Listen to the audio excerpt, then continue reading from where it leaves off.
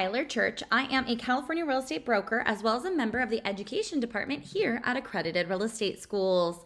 I know we have talked about the changes to the California real estate state exam and that they do not provide calculators or whiteboards anymore for students to make scratch or notes, used as basically scratch paper.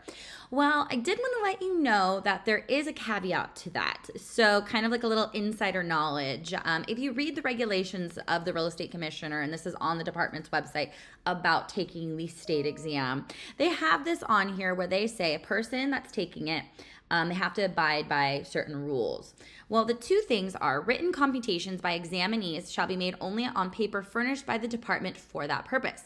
They do not provide this automatically to you. They used to provide a whiteboard and a whiteboard marker with an eraser so you could use that throughout the duration and then you would turn that into the department.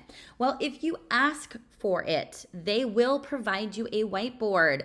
The big thing to note though is they will probably ask you to erase it after every question. So if you write something down, you'll have to immediately erase it probably within a minute or so. That is so where you can't really just use it to write notes and keep those notes throughout the duration of the exam. It's only for that particular question and you would have to erase it. That has been my understanding, but of course, always reference this with the Department of Real Estate. This may change. This is what I've been reading and interpreting from the regulation of the commissioner and what I've been hearing, that the department will provide you if you ask for it. Just like a calculator. They do say you can have a pocket-sized calculator that is basically non-programmable, no printout capability, so not a smart calculator. It's just a basic pocket-sized calculator that the DRE will provide if you ask for it. Again, though, every single thing, if you were to get a math question, it's going to be head math theoretically, so they don't provide this calculator automatically. So these are two little things I wanted to let you know about if you were worried about this change. It does appear that they will allow it and they will provide it upon if you ask. But again, I'm not the Department of Real Estate. This may change. This may be dependent on where you're taking the exam, who's the proctor, etc. So this is just hearsay and the regulations of what the commissioner has written on their website.